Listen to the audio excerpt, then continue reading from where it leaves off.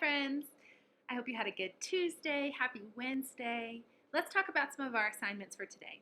The only thing you need to turn in on Class Dojo today is a singular plural noun sort. So I'm going to tell you a little bit more about that in just a moment, but just so you know, there's only one thing I need you to turn in today. The first thing I want you to do, and this is really important, is I want you to watch our vocabulary video or the flashcards and re-watch all the videos of the stories that we've been learning about so far, because tomorrow we're going to have a reading vocabulary comprehension quiz.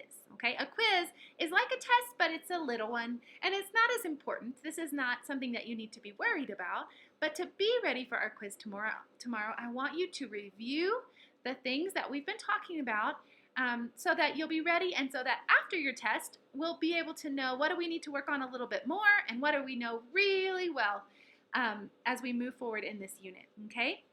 We're not finished with our unit. We're about halfway through, and we just want to check and see how we're doing, okay? After that, I want you to listen to me read Kit's Cats, and then I want you to read it yourself. Then spend about 10 minutes on Kids A to Z, reading books at your level. After that, we're going to continue in our writing time talking about nouns. Today, we're going to move into plural nouns. Plural nouns are just more than one noun. So instead of man, men. Instead of cup, cups. Instead of school, schools. Instead of love, loves. Okay? Those are plural nouns. Plural nouns is whenever you have more than one. Usually, when you're making a plural noun, you just need to add S to the end. Just like in cups and schools. Those words are plural, and we just changed them by adding one little S at the end.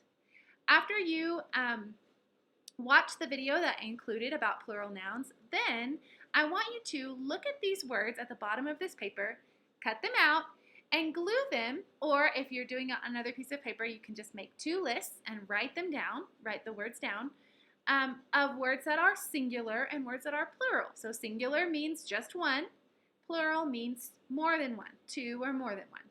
So the easiest way to do this is just look at your words on the bottom, and if you see that they have an S at the end, that tells you it's plural, okay? It's talking about more than one thing. For example, the first word is cat. A cat is just one cat, so I would put it under the singular.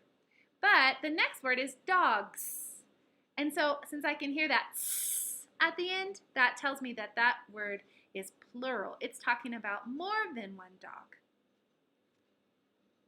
In our Bible time today, we're going to move on to the second part of our Three Trees story. Remember, in the second part of the Three Trees story, the second tree wanted to be a mighty sailing ship and see all the world. But then what he ended up being was a tiny little fishing boat. And we see in the story that Jesus rode on him, and when he was on that boat, he calmed the water. Now that's a fiction story. The part about the tree is fiction. But the nonfiction part is that Jesus really did calm a storm because he's so powerful and he has all the power over nature.